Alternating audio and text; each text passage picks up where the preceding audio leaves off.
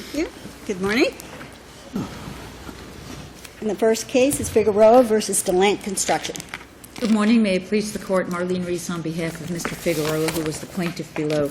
This is an appeal from a trial court summary judgment on workers' compensation immunity.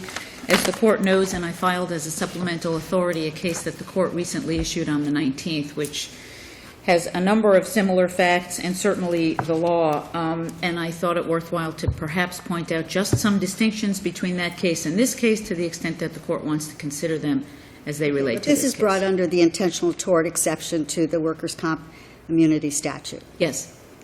Okay, and under, since 2003, the standard is now for virtual certainty. Virtual certainty, correct. And there's three elements that have to be proven in order to reach the threshold of virtual certainty. Correct.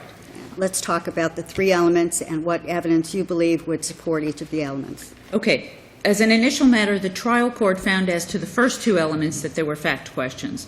So our position on appeal was that there were fact questions with regard to the third, so I could start with the third and then back up to the other two, since the trial court found that there was sufficient evidence with regard to the first two, if that's okay with the Court. If I can start with the third. However you want, although I do have some concerns about the first finding. So we can address it, but you can start with the third one if you'd like.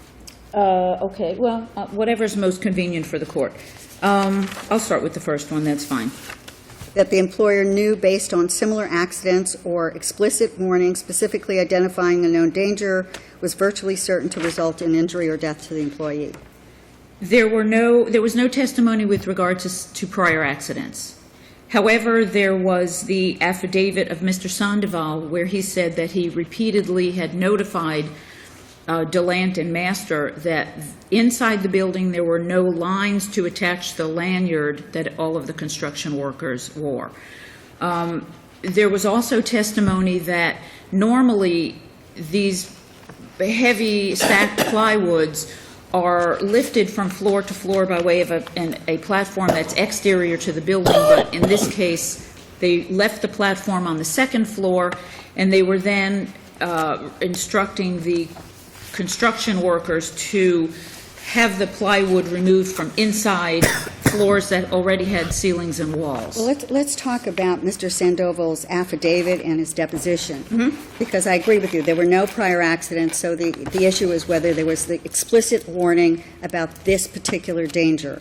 Correct. And if you read his deposition, the danger that he is warning about is not the failure to wear harnesses or to be tied when you're working on a floor that's encased with walls and a ceiling, because as I understand it, when you have the walls and you have the ceiling, the only openings are these window openings that are 4 by 5 feet, and that 3 feet up is all blocked by cinder block cement, if you read the depositions, and then above that has to be 36 inches high, and that at 42 inches is where you place the 2x4. So up to 42 inches, you have this window opening blocked.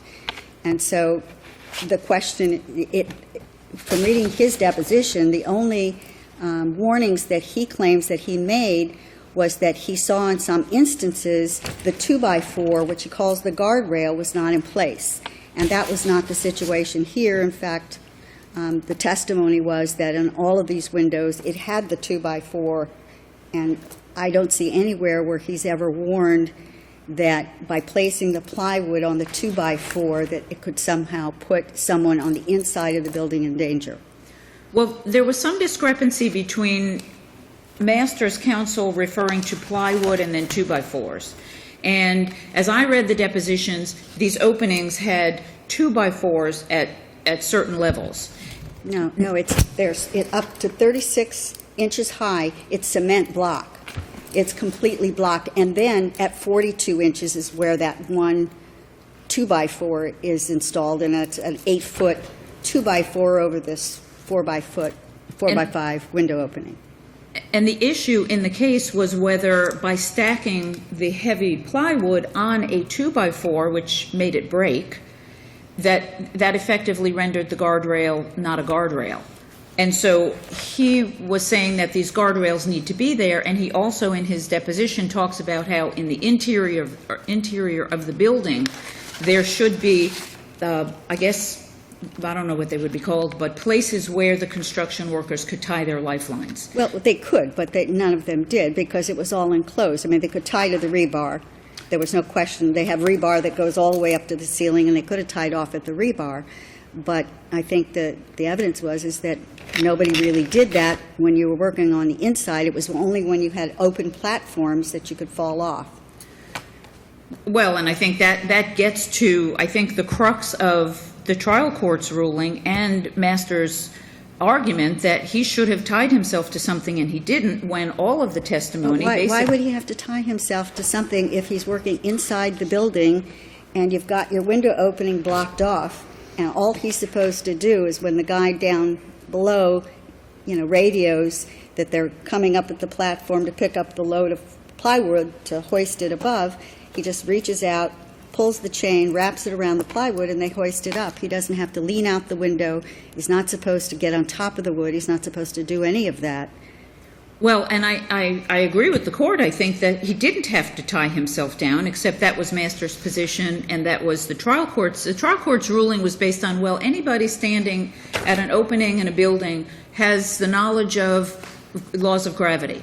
And so if you don't protect yourself from falling, you can't blame it on your employer. That was basically at the hearing what the trial court focused on. And that's why she went to the third element, which was his informed decision to go ahead with the work. She said... Well, you emphasized the word informed, but I guess the problem on that element, I think, how do you equate a lack of training to an intentional misrep, intentional concealment? Because that's what the statute requires. Well, and certainly in Vallejos, this court said that a lack of training doesn't affect informed consent and is not going to get us past. And isn't that what we're really talking about? Well, where do you have the element of intentional concealment and an issue of fact on that point? We relate the lack of training to an employee who has not been trained that a certain amount of weight is going to break the guardrail. The whole thrust of this is it's got to be something deliberate. I mean, it's got to be manslaughter or mayhem or something. And there's nothing like that in this case. I agree with the court that there's nothing intentional. It's negligence at best. That's what immunity is for, to prevent. There is nothing intentional. There's nothing in the record that shows that there was any intentional conduct. Anything. No, certainly no intentional conduct to There was no intentional concealment. There was no intentional injury. There's no intentional anything. Well, again, prior to Vallejos coming out, and I know that there were other cases that talked about training, our position was by not training either the foreman, Mr. Figueroa, or basically anyone else on the construction site. Well, but they would have to not train for the purpose of exposing somebody who is not trained to something which they would otherwise avoid. For that purpose, obviously not. And there was training, according to the deposition testimony, that they receive safety training generally every week, but sometimes every 15 days. So they were getting safety training, but there's nothing that specifically says that they were trained to harness themselves when they're hooking up the plywood, or anything that says specifically that they were trained not to lean against the 2x4s so they wouldn't potentially cause it to break. The testimony was actually conflicting with regard to whether there was training, and I understand that Mr. Diaz talked about there being some training. Mr. Sandoval said that there wasn't any training. Mr. Figueroa said that there wasn't any training. Again, I mean, if the court is inclined to say that a lack of training is not the equivalent, excuse me, of, intentional conduct, then obviously we lose and the immunity is going to be upheld. But I thought that it was relevant to at least point out some of the distinctions between Vallejos. We don't get past no training, I don't think, no prior accidents. I think as it relates to this case in Vallejos, they had been doing what they were doing for 5 years. In this case, there wasn't any testimony that it was the normal course of events to be doing this without the platform, and the platform where Mr. Figueroa could have attached himself to an outside lifeline would have prevented the accident. Well, that cuts the other way, though, doesn't it? If they hadn't been doing it before, how did they know that doing it was intentionally or 100% sure to result in injury. I guess that's the first free bite, Judge, and there isn't any first free bite anymore, so there's always going to be a first time when it's going to happen. Thank you. Thank you. Thanks. Good morning, Your Honors. May it please the Court. Ann Sullivan, Magnelli of Cole, Scott & Cassane on behalf of the Appellee Master Construction. Just briefly, Your Honors. Judge Rothenberg, you touched upon the significant part of Mr. Sandoval's testimony, which was at page 55 and 56 of his deposition, where he said what he warned about was not a virtual certainty of death or injury. It was just that if they didn't have these tie-down lines, that OSHA might come along and shut down the work site. So at best, the plaintiff has some testimony that there was a warning, which, by the way, Mr. Perdomo and Mr. Diaz say they were not warned about, but at best, the plaintiff has testimony, some testimony, that the work site might have been shut down. Not any testimony that there was any virtual certainty of injury or death. Mr. Diaz and Mr. Perdomo denied that they were aware of any danger. Of course, there was no, as the appellant concedes, there was no prior injury to put them on notice. It's hard to prove virtual certainty of injury or death when they've been doing this for years and there hasn't been any accidents. Exactly. And that's what the case law essentially says, is that you can't get to that hurdle, past that hurdle, when there are no prior accidents, because that disproves that it's virtually certain that it's going to result in injury or death if you do this act. That's correct, Your Honor. And I appreciate that the appellant, that Ms. Reese has brought up the Vallejos case, because that was a case this court recently decided that I actually worked on and argued. And in that case, as she concedes, if this court found that a failure to, in that case it was label, and train was not equivalent to a deliberate concealment. And as Judge Schwartz has pointed out, there is no, well, they concede that there was no intent, but as Judge Schwartz has pointed out, if there's no intentional injury, then you don't get past the workers' comp immunity. It's not just intent of some type, and I think appellant has conceded there was no intent. They conceded as much below. But it's not just intent of some type. It's the intentional injury prong, which they have to meet. They haven't met any of the three prongs. I know that the only one that they briefed was the third prong, the deliberate concealment or misrepresentation, but Judge Rothenberg, you asked them to address the first prong, the prior similar accidents. If it went back, they couldn't prove that prong either because of Mr. Diaz's testimony. So, but the one which they had briefed was that the employer deliberately concealed and misrepresented so as to prevent the employee from exercising informed judgment. That so as to is as important as the deliberate concealment, because in his deposition, Mr. Figueroa said, well, I knew that I was working near, a window. It wasn't open per se, but I knew that I was working on some wood near a window. I knew that I should have my lanyard attached to my harness. Yes, I knew that I was working high up.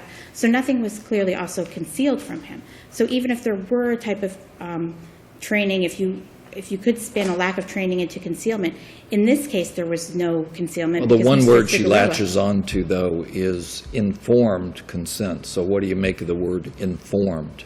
Well, I think you have to view that through this court's, I think you have to view it through the Arrow Air case. I think you have to view it through the Cunningham case, Anchor-Hocking case out of the first DCA, and the Cabrera case, and the Casas case out of this court, which the appellant cites, which, especially in the Connolly versus Arrow Air case and the Cunningham versus Anchor-Hocking case, discussed the fact that there was concealment from the pilot in the Arrow Air case and from the employees working in the chemical plant in the Cunningham case. They weren't informed because actually in the Cunningham case, for instance, little vats of chemicals, the employer came along and took off the labels and didn't let them know that they were being exposed to this toxic chemical. It has to be something, it's not just, well, we didn't teach you everything we could have taught you, and the Casas case and the Cabrera case don't hold that. It was active concealment or else misrepresentation. And that's what the informed part means. So, Your Honors, because the trial court correctly found as much, it must be affirmed, and the summary judgment in Master's honor must be upheld. Thank you. Thank you. Ms. Reese, I'll give you a minute in rebuttal. Just, excuse me again, just very briefly, the affidavit of Antonio Rodriguez actually said that there was nothing for Mr. Figueroa to tie himself to. And basically, even if he had wanted to prevent his fall, he couldn't have because Masters and Delant did not provide anything on that floor. The problem I have with Mr. Rodriguez's affidavit is that his affidavit, to me, is meaningless, because all he's done is read depositions from the witnesses and then given us his opinion on what's in the depositions. And I don't need him to give me an opinion on what's in the depositions when I could read them myself, which I did. So, to me, his affidavit, he has no personal knowledge, he's done no investigation on his own. All he's done is read the depositions and then tell us what he thinks about the depositions. I just don't give it So the much weight. court considers that conclusory or It's basically just without his- any factual predicate? I just see it as his opinion on what the depositions say. Thank you. Thank you. Thank you.